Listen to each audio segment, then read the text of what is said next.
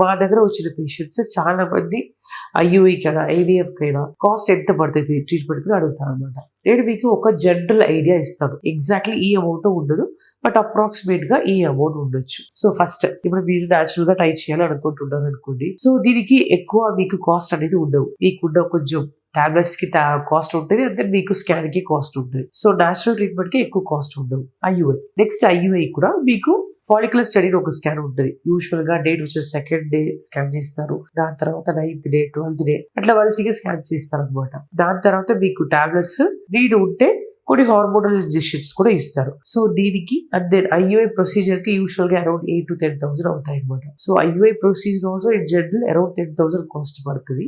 And then coming to IVF కి వస్తే usual varies అండి, అంటే పేషెంట్ బట్టి ఉంటది. మీకు ఏది రోజు injections and then what kind of injections, అంటే recombinant what type of injections బట్టి మీకు కాస్ట్ అనేది ఉంటుంది. సో యూజువల్ గా ఇప్పుడు ఎవరు యూరినరీ ప్రోడక్ట్స్ ఇంజెక్షన్స్ అనేది యూజ్ చేయట్లేదు. యూరినరీ ప్రోడక్ట్స్ యూజ్ చేస్తే మీకు కాస్ట్ అనేది చాలా తక్కువ వస్తుంది. ఇప్పుడు ఆల్మోస్ట్ అన్ని సెంటర్స్ లో మీకు రీకాంబినెంట్ అంటే హైలీ ప్యూరిఫైడ్ మంచి డ్రగ్స్ ఇస్తున్నారు కాబట్టి ఆ డ్రగ్స్ తగినట్టు కాస్ట్ అనేది ఉంటుంది అనమాట. జనరల్ గా హార్మోన్ ఇంజెక్షన్స్ అక్కడే కొంచెం కాస్ట్ అనేది ఎక్కువ వస్తుంది. అది ఒక రీజన్.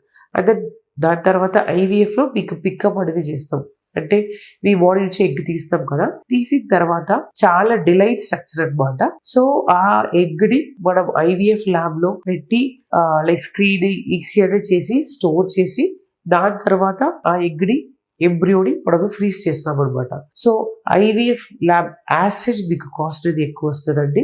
సో జనరల్ గా అది హ్యాండిల్ చేయడానికి యూజ్ చేసే instruments, medias and then like temperatures maintain చేయడానికి, అండ్ దెన్ ఐవీఎఫ్ ల్యాబ్ యాసెజ్ మెయింటైన్ చేయడానికి యూజువల్ గా కల్చర్ మీడియా దండి లైక్ ఫ్యూ మంత్స్ వస్తుంది. దాని తర్వాత ఎక్స్పైరీ అయితే we have to dispose. And then HEPA filters అదే కొన్ని ఫిల్టర్స్, కొన్ని చేంజెస్ అనేది every 6 months once IVF lab లో జరుగుతూ ఉంటుంది అనమాట. So as such IVF lab కి చాలా కరెక్షన్ అనేది అవుతుంది కాబట్టి మీకు ఐవీఎఫ్ ప్రొసీజర్ కూడా కొంచెం కాస్ట్ అనేది ఎక్కువ వస్తుంది.